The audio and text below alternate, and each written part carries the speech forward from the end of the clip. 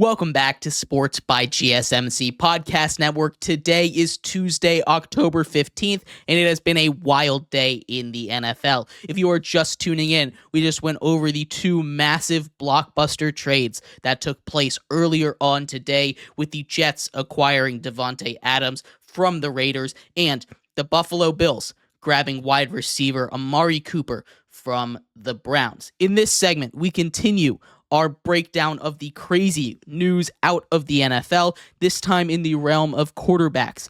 Justin Fields, Russell Wilson, a conversation we have had ad nauseum, a whole bunch throughout this whole offseason, has another foil to it. But before we get into that, remember, if you would like to be an even bigger part of the show than you already are, all you need to do is go to gsmcpodcast.net. Or if you are on YouTube, you can use that super chat feature. If you do either of those two things, a message should pop up on the bottom of the screen for you, me, and everybody else around the world to see.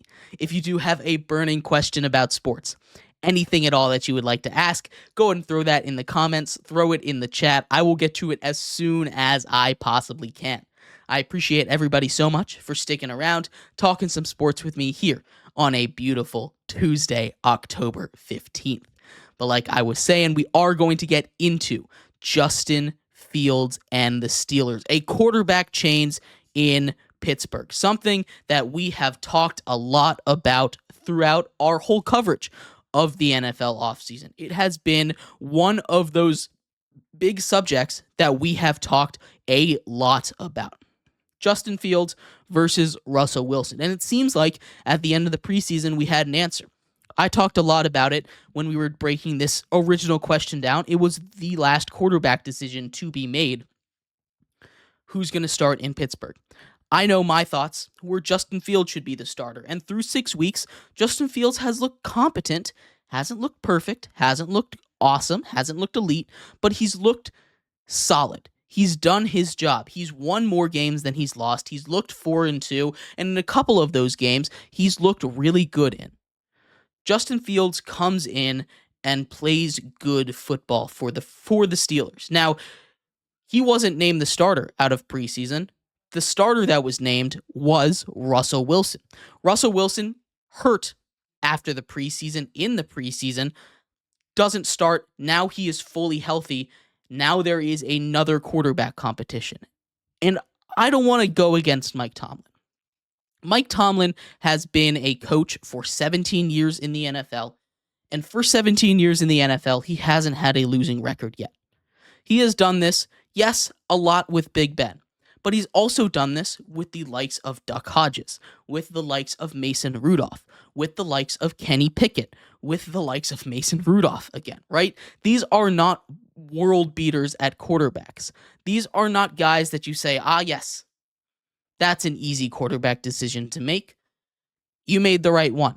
The quarterback situation for the Steelers is undeniably, at least in my opinion, undeniably better than it was last season. You have your choice of a fringe Hall of Fame quarterback in Russell Wilson, if he's able to play at that elite level for another couple of years, or a young guy that has a lot of promise and has continued to show a lot of promise in his first 6 starts for your team in Justin Fields. Now, I have made my thoughts known. I think Justin Fields is, at least on a quarterback scale, the same as Russell Wilson when we talk about pure throwing the ball. Maybe Russell Wilson has a bit of an edge when it comes to making these throws and decisions, but I think that extra element of rushing that Justin Fields brings pushes him over the top of Russell Wilson. And we've seen that. We've seen his legs be the difference in a lot of games, including last week, the game where he wasn't the most effective through the air. He was about 60% completion, a little bit less than that, 145 yards passing. Wasn't great, but that's fine. He's only had one really explosive passing game. But on the ground, 11 for 59, almost 6 yards a carry there, for 2 touchdowns as well. What he's able to do with his legs adds a whole nother element, makes it a lot harder to gauge what the Steelers are doing. And I don't understand. I truly don't understand why Mike Tomlin is saying now, after a dominant victory one where they absolutely killed, yes, a bad team in the Raiders, but they absolutely dominated them on all levels of the field. Why now he's making that change? A locker room and an NFL team is only as good as the players are bought in. And I'm not saying that people are going to stop buying into Mike Tomlin. Mike Tomlin has earned the respect to make any decision he's going to make. But this one is a little puzzling to me. I'm looking at this one and I'm saying I can't truly think this is like a Drake May Jacoby Brissett situation where the locker room is saying, we want this guy, he's better. I can't imagine that this locker room is clamoring for Russell Wilson to be the starter. I can't imagine that with the Steelers being 4-2 early on in this season, that they're saying, you know what, we 100% don't want Justin Fields in there. And I can see a world where this works. I can see a fun world where, maybe you run just a straight up 2-quarterback system. That would be insane. I don't think there's any way they do that, but I can see a world where you have Russell Wilson taking the snap, Justin Fields lined up at running back, and have a true 2-quarterback system where you have handoff passes all the time, screen pass, double pass kind of situations all the time. That would be insane. I do not expect that to happen. And also, I'm not sure that would even work. But I think that would be a fun thing to experiment with if they wanted to try that. And I'm also not against letting Russell Wilson get in the game, seeing if he really is the better option. But benching Justin Fields after a win, and a dominant win in that, I just don't get. This is one of those moves where the Steelers are, I'm not going to say they're a good team. They're consistently near the around the 20 mark in my power rankings. And in the next segment, we will see where I have them when we get into our power rankings on this Ranking Tuesday. But this move just scratches me as odd. I do understand if they make this move after the Cowboys game, for instance, when Justin Fields, A, looked horrible, and B, they lost the game.